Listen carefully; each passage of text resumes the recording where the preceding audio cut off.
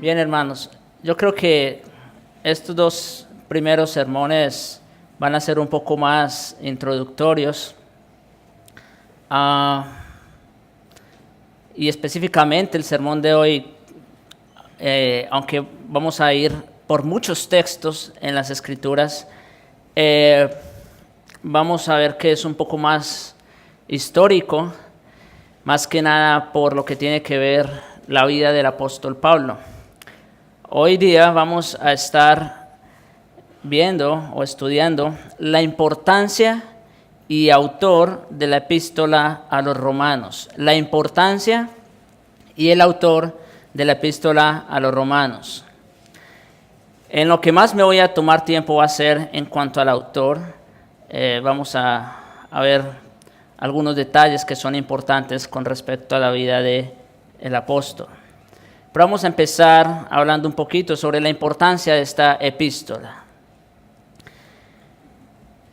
La mayoría, si no todos, los grandes avivamientos y reformas en la historia de la Iglesia han estado relacionados directamente con la carta a los romanos.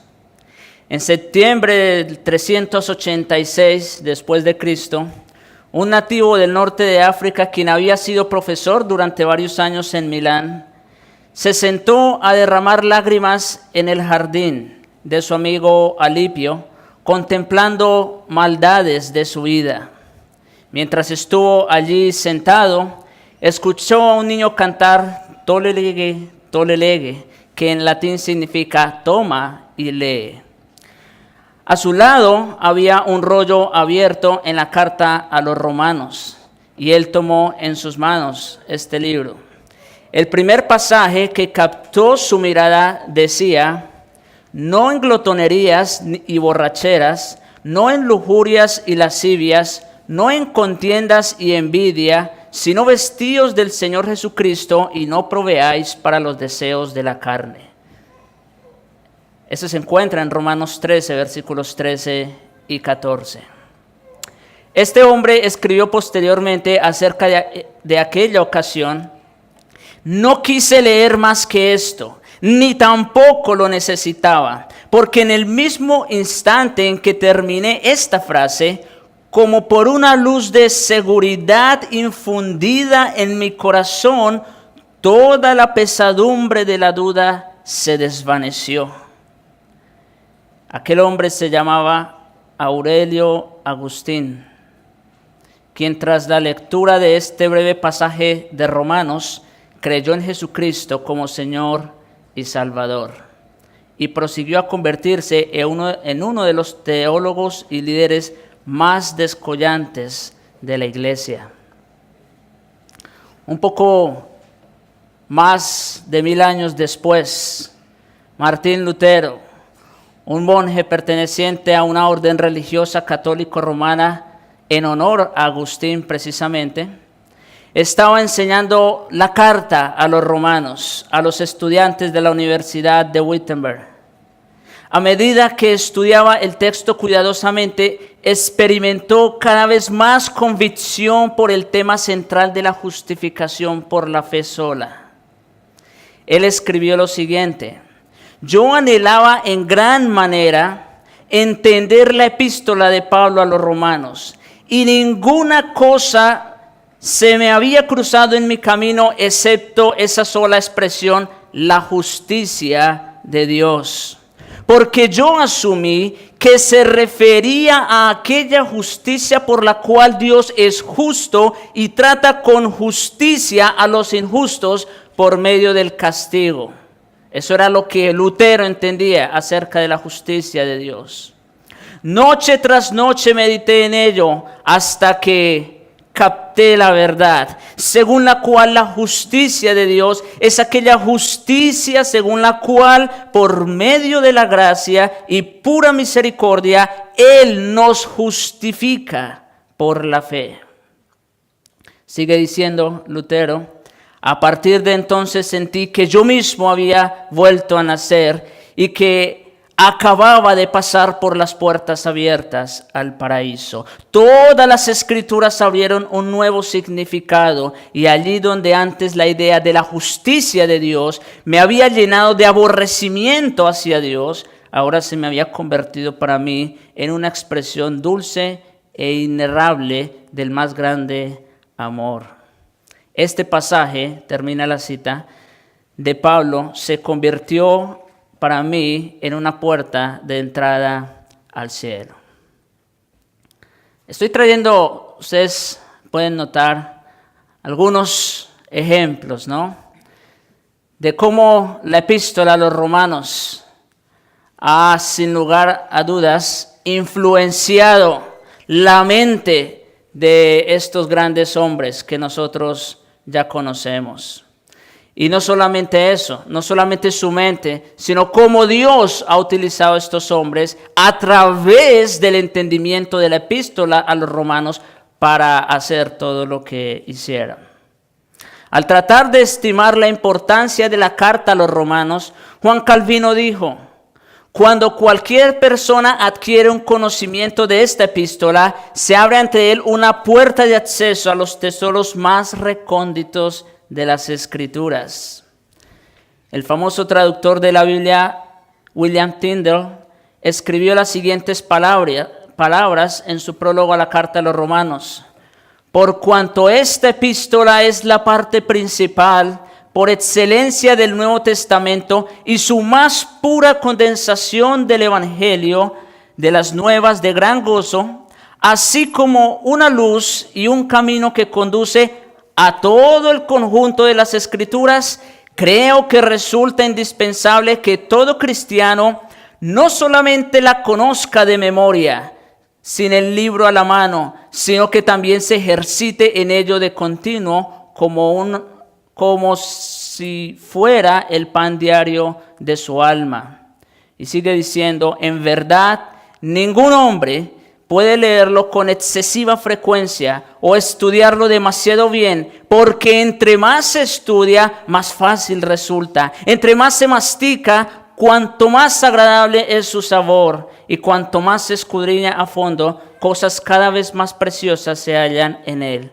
Así de grande es el tesoro de cosas espirituales que yacen aquí escondidas. Y voy a dejar de lado las citas. Creo que es suficiente ver cómo, sin lugar a dudas, Dios ha utilizado esta epístola a los romanos en la vida de grandes hombres que han sido columnas, que han sido baluartes en la historia de la iglesia. Se ha dicho de Romanos que puede deleitar al lógico más brillante y cautivar la mente del genio más consumado, pero también traerá lágrimas a los ojos del alma más humilde y refrigerio a la mente más simple. Esta misma carta, ya no es una cita, solamente voy a decirlo. Esta carta a los romanos tomó al mercachifle de Bedford, como lo era Juan Bunyan, para convertirlo en el gigante espiritual y maestro que escribió El progreso del peregrino. Allí se basó Juan Bunyan para escribir El peregrino y la Guerra Santa también. Esta epístola cita al Antiguo Testamento unas 57 ocasiones, más que cualquier otro libro del Nuevo Testamento. En él se emplean palabras claves de forma reiterativa.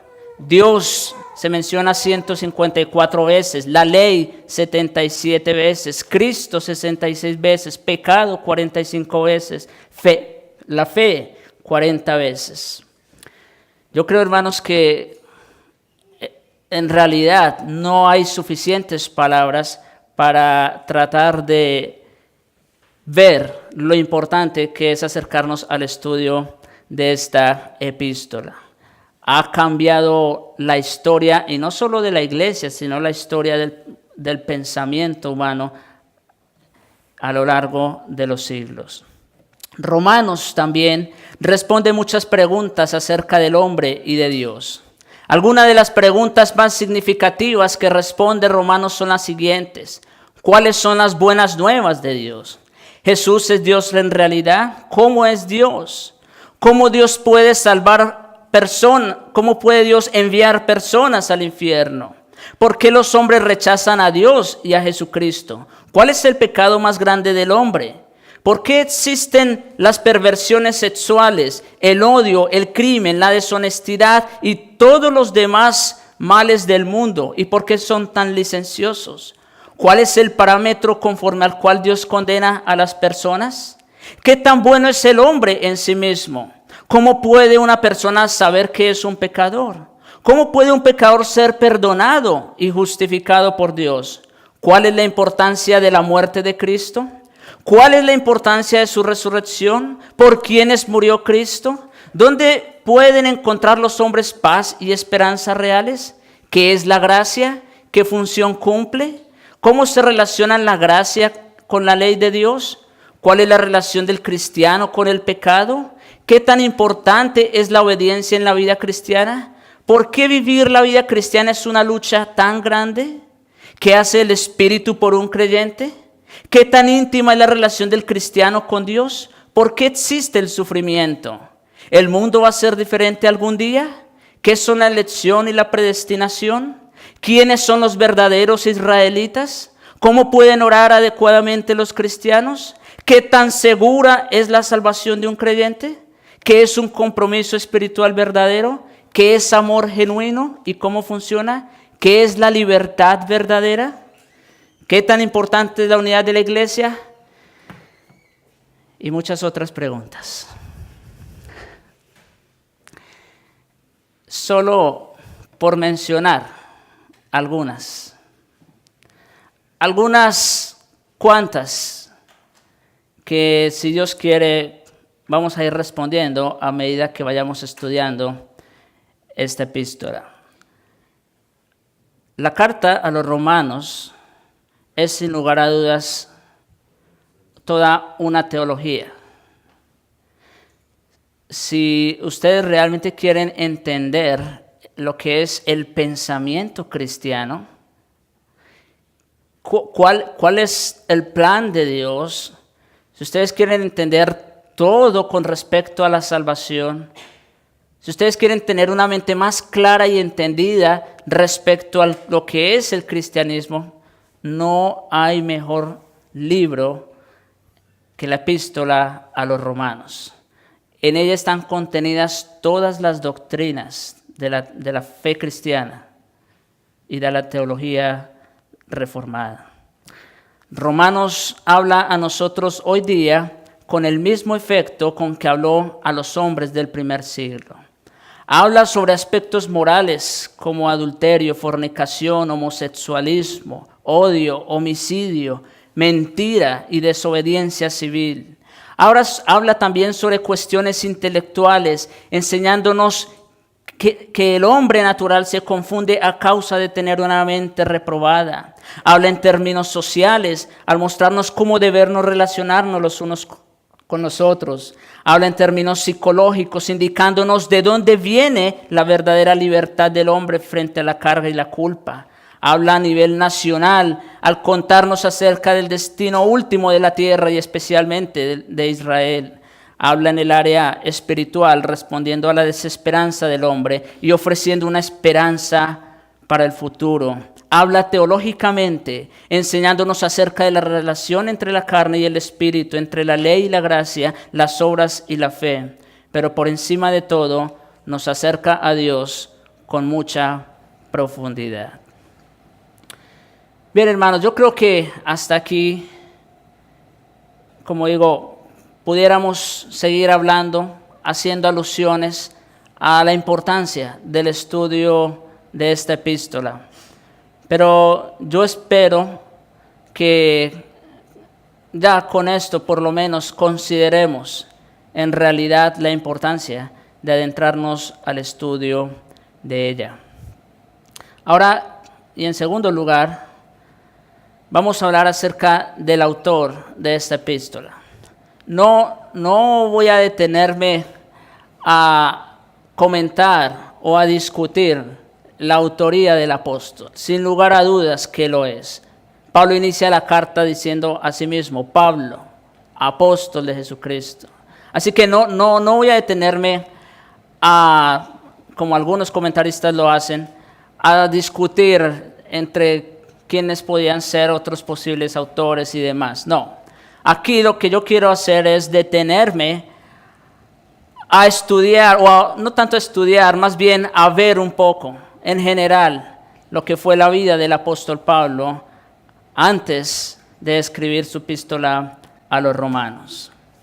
Esto es importante que nosotros conozcamos un poquito el trasfondo del autor, para que entonces también entendamos el lenguaje, entendamos la teología, entendamos los términos y todo lo que él usa en su epístola.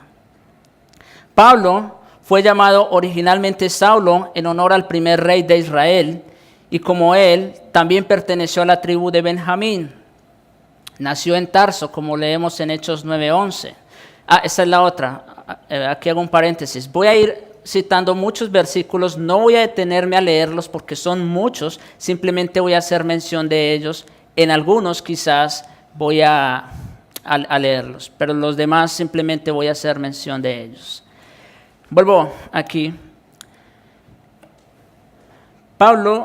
Saulo nació en Tarso, una ciudad próspera ubicada cerca de la costa del Mediterráneo.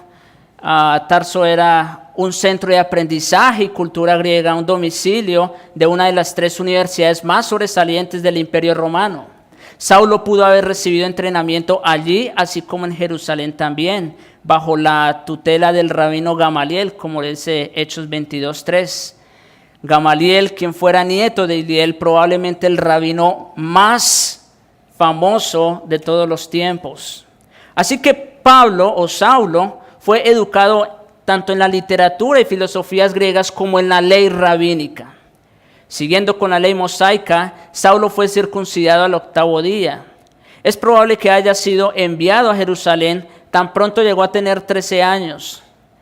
Los judíos llegaban a ser reconocidos a la edad de los 13 años. Seguramente también tuvo que memorizar y aprender muchos de los pasajes de las Escrituras, especialmente relacionados con el Talmud.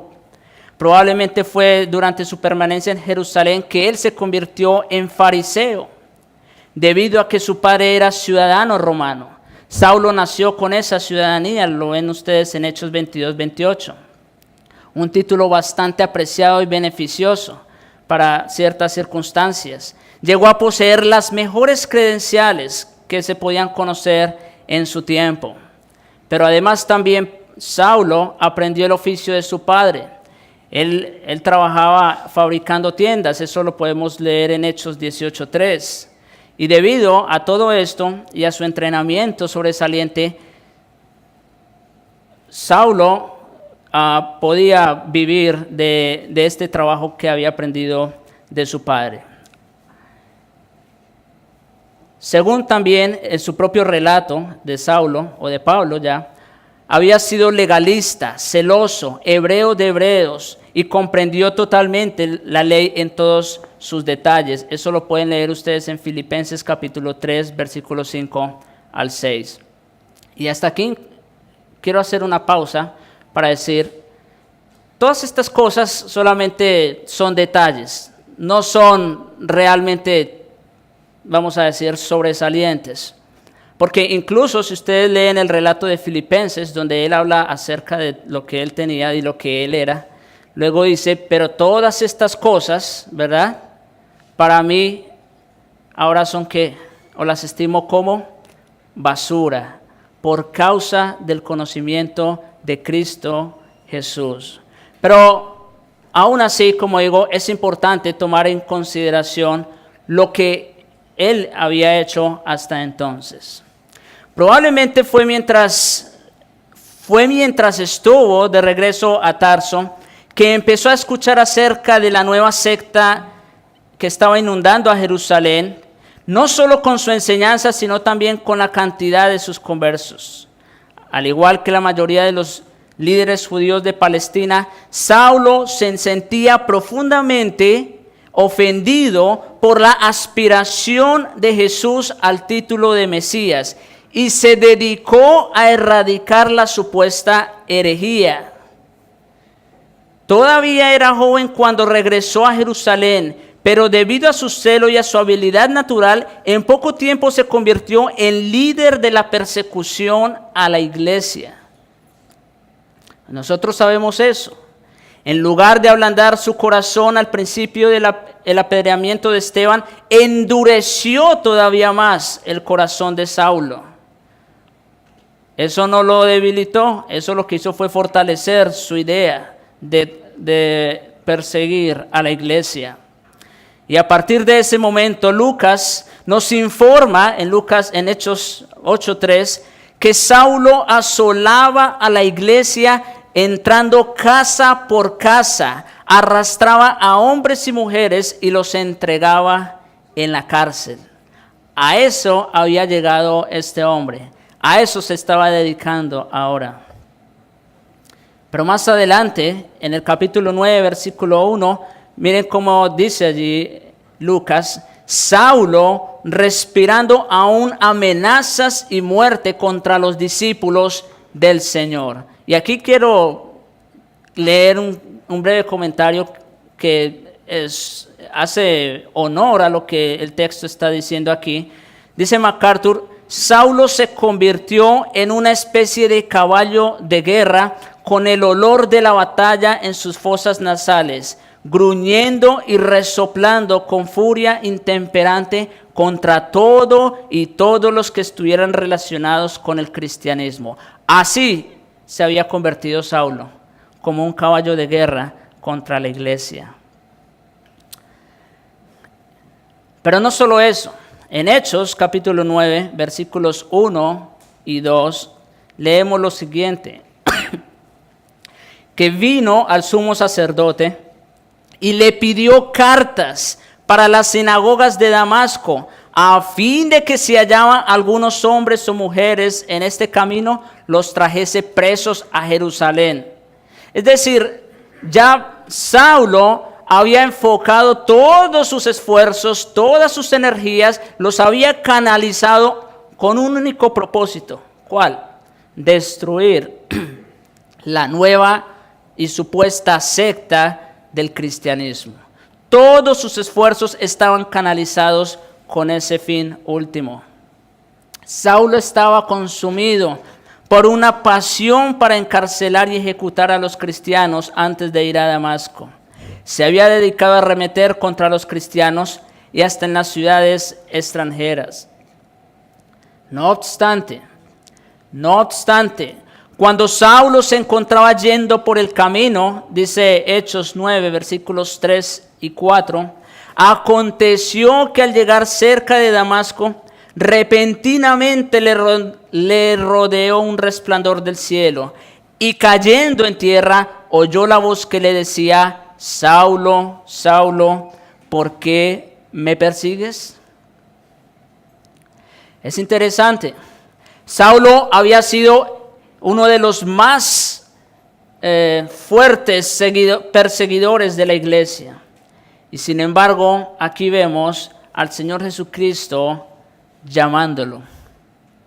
Y aquí solamente por hacer mención de que aquellos que Dios escoge, Él los llama, y su llamamiento es irresistible. Saulo, a pesar de toda la furia con que él había arremetido contra la iglesia, contra el cristianismo, no pudo resistirse a este llamamiento. Saulo, Saulo, ¿por qué me persigues?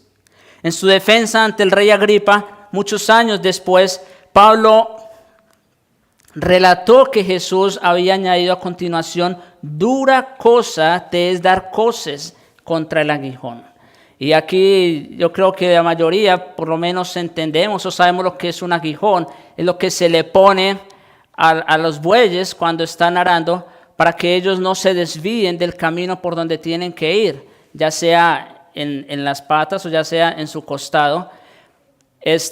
Si ellos pretenden salirse del camino, los pica y hacen que vuelvan a tomar la senda.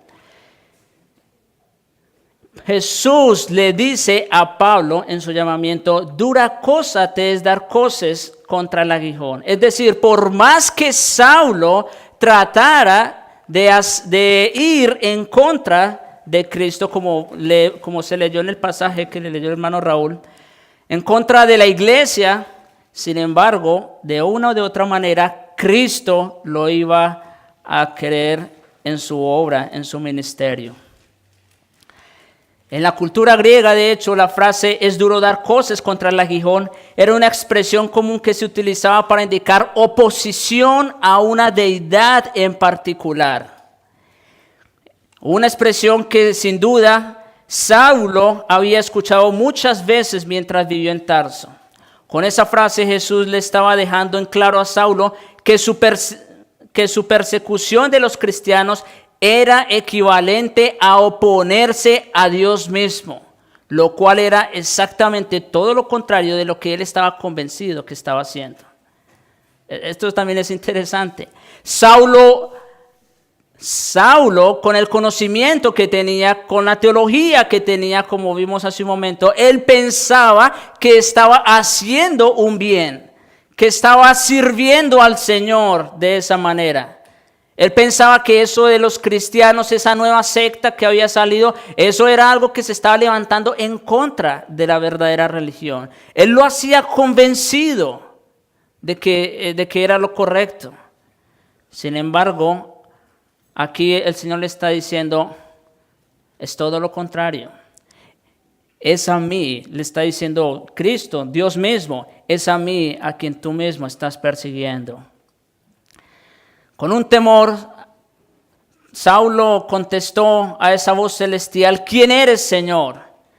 Y él le dijo, yo soy Jesús a quien tú persigues. En ese momento, Saulo, imagínense ustedes la escena. Saulo estaba convencido de que estos nuevos cristianos eran una secta. Y de repente Jesús le dice, yo soy a quien tú persigues. Imagínense el terror que pudo haber invadido a este hombre. Saulo ahora estaba aterrorizado y desgarrado.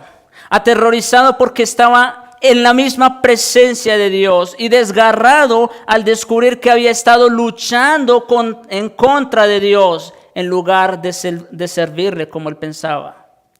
Quedó devastado al darse cuenta que la sangre que había estado derramando era la sangre del pueblo de Dios. El Jesús a quien sus compatriotas israelitas habían escarnecido y sometido a muerte, es ese Jesús a quien Esteban había invocado mientras Saulo estaba de pie consintiendo su muerte. El Jesús cuyos seguidores Saulo mismo había estado encarcelando y ejecutando.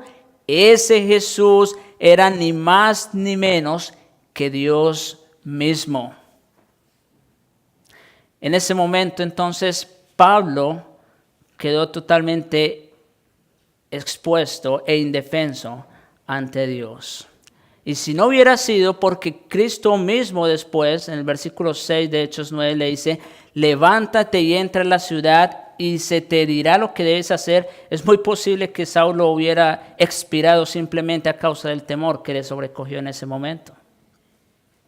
Así que vemos aquí cómo un hombre tan rudo, un hombre tan fuerte, fiel perseguidor de la iglesia en contra de la fe cristiana, y sin embargo vemos cómo Dios cambia el escenario, cómo Dios toma a este hombre, transforma su vida. Como digo, es un llamamiento irresistible. Saulo no tuvo lugar aquí para escoger, decir, Señor, yo no quiero, así estoy bien.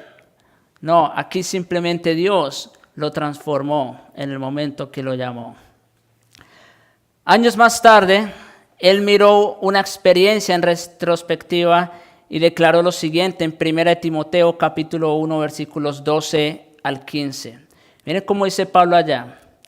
Doy gracias al que me fortaleció, a Cristo Jesús nuestro Señor, porque me tuvo por fiel poniéndome en el ministerio, habiendo sido yo antes blasfemo, perseguidor e injuriador. Sí, eso era lo que era Pablo antes. Mas fui recibido a misericordia, porque lo hice por ignorancia e incredulidad. Y esto es aquí algo que también quiero dejar claro. Pablo actuaba de esa manera porque lo hizo como, aquí lo reconoce, en ignorancia e incredulidad. Sí, ahora Pablo ya mira en retrospectiva, ahora dice, eso fue parte de mi pasado, ya no lo es ahora. Pero la gracia de nuestro Señor fue más abundante con la fe y el amor que es en Cristo Jesús. Hermanos, y aquí también quiero comentar lo siguiente. El amor de Cristo es tan fuerte y tan poderoso que puede doblegar los corazones de las personas más insensibles sobre la faz de la tierra. Ese es el poder transformador del evangelio del cual Pablo después va a hablar. Por eso les dije, yo sé que el sermón de hoy es un poco más histórico, estoy trayendo un poco más detalles de la vida de Pablo y todo esto, pero yo quiero que ustedes conozcan un poco el trasfondo. ¿Por qué Pablo está tan ansioso, como dice más adelante, de ir a presentarles el evangelio? ¿Qué fue eso que ocurrió en la vida del apóstol? ¿Qué fue aquello que lo transformó? ¿Por qué él ahora está tan deseoso de predicar el evangelio? Aquí lo estamos mirando. Sigue diciendo, palabra fiel, versículo 15, palabra fiel y digna de ser recibida por todos, que Cristo Jesús vino al mundo para salvar a los pecadores, no a los buenos, no a los que se creen buenos, a los pecadores. Y aquí Pablo reconoce de los cuales yo soy el primero. Pablo había llegado a ese convencimiento del cual nosotros hablamos en el Sermón del Monte, de esa pobreza espiritual. Pablo aquí está reconociendo su completa y absoluta bancarrota. Por eso, como les dije hace un momento, todos esos títulos, esas credenciales que tenía el apóstol que menciona en Filipenses 3, ahora él los tiene por basura. Eso ya no sirve. En lo que en realidad cambió y transformó la vida de un perseguidor de la iglesia a ser un apóstol de Jesucristo es el evangelio. En ese camino cerca a Damasco, Saulo fue transformado de una manera maravillosa para toda la eternidad. A pesar de haber quedado temporalmente ciego y que a duras penas pudo hablar, durante esa experiencia él sometió por completo su vida a Cristo. Así ocurre cuando el Señor Jesucristo llama a alguien. Lo toma, lo saca de las profundidades del océano, de su pecado y de su miseria, y lo transforma en una nueva creación, en una nueva criatura, y eso hace completamente la diferencia.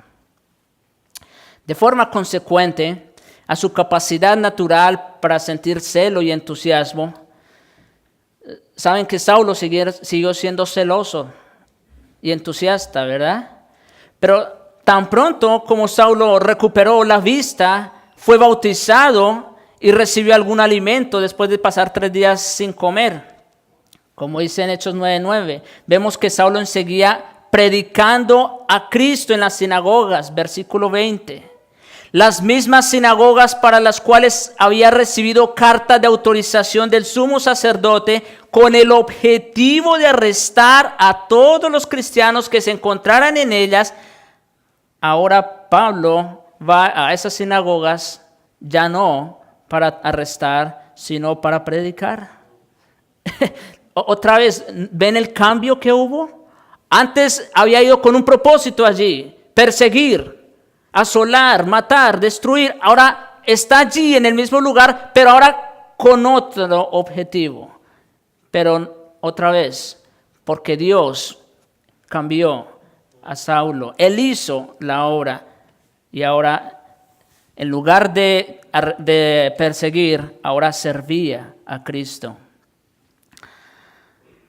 No es para sorprenderse, como dice el versículo 21 de Hechos 9, que todos los que lo oían estaban atónitos y decían, ¿no es este el que asolaba en Jerusalén a los que invocaban este nombre?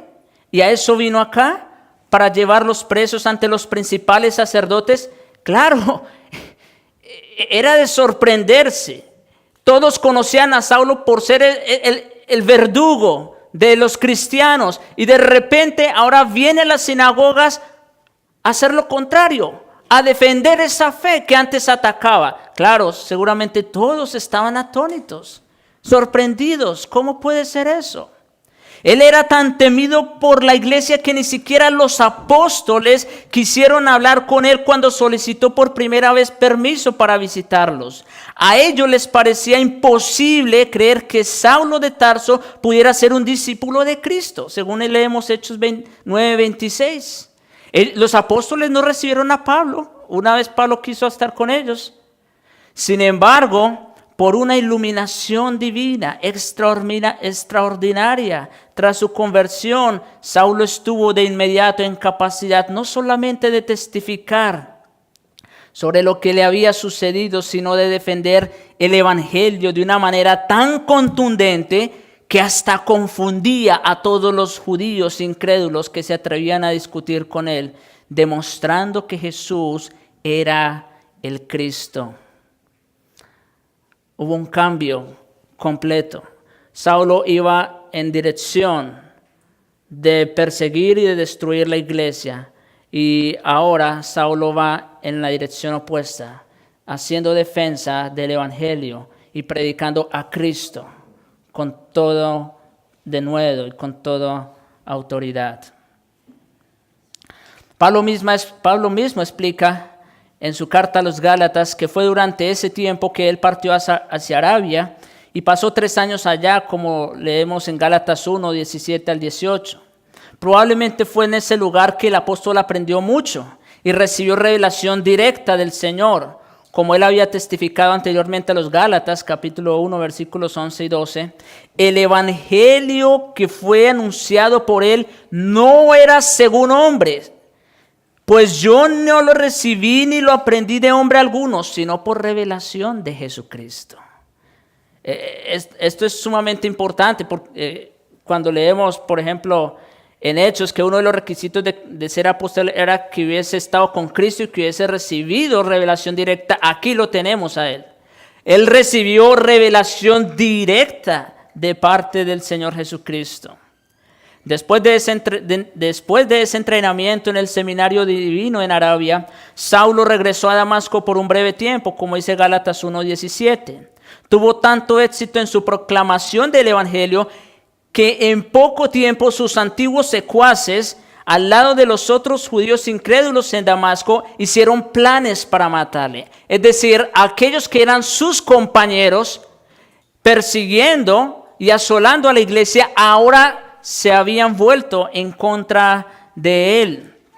En su determinación para exterminarlo, a aquel traidor, a su causa, ganaron apoyo político, militar de parte del gobernador de la provincia, el rey Aretas, como leen en 2 Corintios, capítulo 11, versículos 32 y 33. Y también en Hechos 9, versículos 24 al 25, dice allá, pero sus acechanzas llegaron a conocimiento de Saulo, y ellos guardaban las puertas de día y de noche para matarle.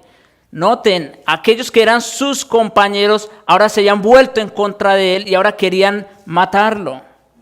Entonces los discípulos, es decir, los creyentes en Damasco, tomándole de noche, le bajaron por el muro, descolgándole en una canasta. Ahora Pablo pasaba de ser un perseguidor acérrimo a ser perseguido. Ya hemos visto varios contrastes, ¿no? Ya hemos visto varios cambios. Cómo antes asolaba la iglesia, pero ahora la defendía. Cómo antes él perseguía, pero ahora era perseguido.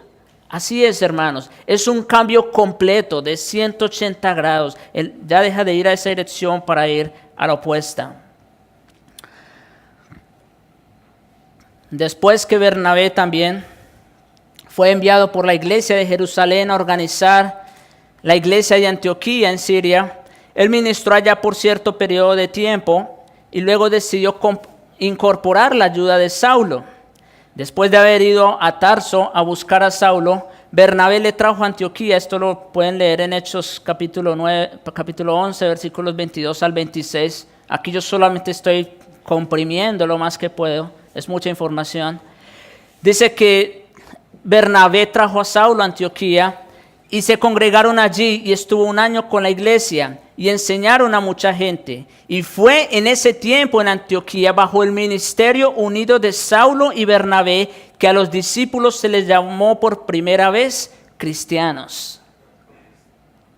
Allí empezó el movimiento cristiano, cristianismo bíblico, cristianismo real. A medida que la iglesia en Antioquía crecía, también se levantaron otros profetas y maestros. Y en un momento dado el Espíritu Santo instruyó a estos líderes en Hechos 13, versículos 1 al 3, y dijo lo siguiente: apartadme a Bernabé y a Saulo para la obra que los he llamado. Y después dice: entonces habiendo ayunado y orado, les impusieron las manos y los despidieron. Pues bien, hermanos, fue en ese tiempo que Pablo, quien todavía era llamado Saulo, empezó su ministerio especial como apóstol a los gentiles.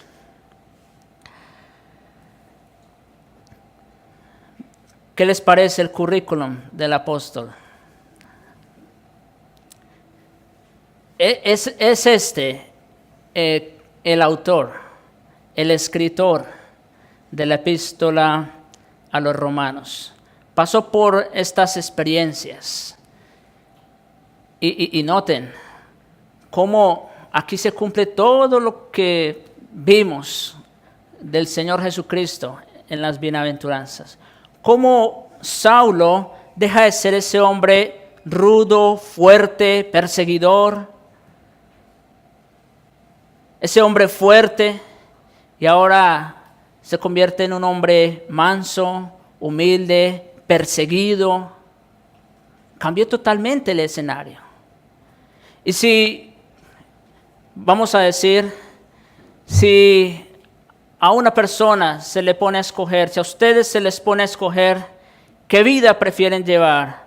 ¿Una vida en victoria, una vida económicamente fuerte, con buena salud, con buena familia, en una buena posición? ¿O prefiere llevar una vida arruinada, enfermo, solo? Yo estoy casi convencido que todos se inclinarían a favor de vivir esa otra vida. La vida fuerte, la vida sólida. Pero esa es la perspectiva de la fortaleza según el mundo y no según Cristo. Miren lo que pasó, lo que tuvo que pasar el apóstol. Y ahora él era débil, ahora él era humilde. Por eso Cristo dijo: bienaventurados los pobres, bienaventurados los que lloran, bienaventurados los mansos. Son ellos, de ellos es el reino de los cielos. Pero como les dije también hace un momento, ningún corazón es lo suficientemente insensible como para que Dios, si quiere, lo haga sensible, lo transforme. Esa es una obra del Espíritu. Y rápidamente quiero terminar hablando acerca del carácter del apóstol. 4 cosas que decir con respecto a su carácter. En primer lugar, es obvio que Pablo poseía una mente totalmente bíblica, puesto que estaba saturado por completo de la palabra de Dios, que en su tiempo era lo que llamamos el Antiguo Testamento. Su gran intelecto permanecía continuamente inmerso en las escrituras hebreas, con lo cual recibía una instrucción constante sobre la revelación previa de Dios. En la carta a los Romanos, por ejemplo, Pablo habla con una gran competencia acerca de Abraham. Él entendía la relación que existe entre la gracia y la ley, así como entre la carne y el espíritu. Al enseñar acerca de estas verdades, él extrae escritos de Moisés, de Oseas, de Isaías, de David y de muchos más. De los libros de la ley, él demuestra que está familiarizado especialmente con Génesis, Éxodo, Levítico, Deuteronomio, cita a Jeremías, a Malaquías y a muchos otros profetas. Sus pensamientos y sus enseñanzas se interponen continuamente con el Antiguo Testamento, quizás de manera predominante con Isaías. Como les dije, la epístola a los Romanos es el libro del Nuevo Testamento que cita más veces al Antiguo Testamento. En esto vemos que el apóstol Pablo poseía una mente totalmente bíblica. Lo segundo, el pensamiento de Pablo era combinado con una visión misionera. No solamente teológicamente estaba correcto, no solamente era bíblico, sino que además ese conocimiento estaba combinado con una vocación misionera, resuelta, de la cual estaba dispuesto a no distraerse por cualquier motivo. Si lo golpeaban, él continuaba ministrando. Si lo metían en la cárcel, él empezaba una reunión evangelística. Ustedes pueden ver el caso de Hechos 16 con el carcelero de Filipos. Si era apedreado y dejado por muerto a causa de su predicación, Dios lo levantaría de nuevo y él seguiría caminando por el camino señalado. Pablo recorrió gran parte del Imperio Romano, desde Jerusalén hasta Roma, desde Cesarea hasta Filipos, en la provincia de Macedonia. Él era un arquitecto y constructor de los fundamentos, dedicado de forma incansable a declarar el Evangelio con suma convicción, quizás durante un periodo de 20 años y sin interrupción. Él no se tomó vacaciones en cuanto al ministerio de Cristo. Mientras se encontraba alentando e instruyendo y haciendo advertencias a los ancianos de Éfeso, dice en Hechos 20, versículos 23 al 24, el Espíritu Santo por todas las ciudades me da testimonio diciendo que me esperan prisiones y tribulaciones, pero de ninguna cosa hago caso ni estimo preciosa mi vida para mí mismo, con tal que acabe mi carrera con gozo y el ministerio que recibí del Señor Jesús para dar testimonio del Evangelio de la gracia de Dios. Aquel que antes se había dedicado a matar y a quitar vidas, ahora estimaba su propia vida como poca cosa. Lo único que le importaba y le interesaba era servir a Jesucristo, predicar el Evangelio. Así que Pablo no solo tenía conocimiento bíblico, sino que tenía una profunda pasión por las misiones. Pero en tercer lugar, aunque estaba comprometido con la verdad y con la obra misionera, también tenía una inmensa y fogosa percepción del amor de Dios, que saturaba todo lo que decía, lo que hacía y lo que escribía. El gran apóstol no puede entenderse aparte de su profundo amor a Dios, su amor hacia los hermanos en la fe y su amor por la humanidad incrédula, especialmente por sus compatriotas. Nosotros leemos en Romanos 9:3 donde dice, desearía yo mismo ser anatema, separado de Cristo, por amor a mis hermanos, los que son mis parientes según la carne. ¿Qué amor tenía este hombre por sus hermanos según la carne? Que desearía él mismo ser anatema o maldito, si así ellos pudieran alcanzar la salvación. El amor de Pablo hacia sus hermanos y hermanas espirituales en la iglesia es evidente a través de toda la epístola de los Romanos. El capítulo 16 es casi una lista continua de saludos de varios creyentes por quienes el apóstol tenía un afecto especial, incluyendo a quienes él había ministrado y quienes lo habían ministrado a él. Como dice en el capítulo 5, versículo 5 de Romanos, el amor de Dios ha sido derramado en nuestros corazones. Pablo estaba saturado y convencido del amor de Dios por ellos. O como dice Romanos 8, 35 y 37, ¿quién nos separará del amor de Cristo? ¿Tribulación, angustia, persecución, hambre o desnudez, peligro o espada? Antes, en todas estas cosas somos más que vencedores por medio de aquel que nos amó. Pablo estaba constreñido por el amor de Dios. Esa era su motivación para todo lo que hacía, para las misiones, para la predicación, el amor de Dios. Y finalmente, en cuarto lugar, Pablo vivió y trabajó para glorificar a Dios. Acerca del Señor, el apóstol escribió en Romanos 11:36, porque de Él y por Él y para Él son todas las cosas. A Él sea la gloria por los siglos. Amén. Él exhortó a sus lectores a que tuvieran ese mismo deseo y propósito. Su anhelo más grande por los gentiles es ese. En Romanos 15:6 dice, para que unánimes a una voz glorifiquéis a Dios y Padre de nuestro Señor Jesucristo. O sea, ese no era solo el fin o el propósito de Pablo, glorificar a Dios, sino que él quería que ese mismo fuera el propósito de todos los santos.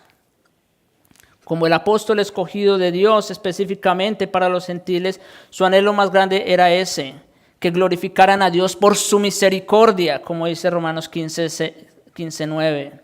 En efecto, las últimas palabras dedican la epístola al único y sabio Dios, a quien sea gloria mediante Jesucristo para siempre. Pablo, nada de lo que hizo, lo hizo para sí mismo, ni para él mostrarse ante los demás.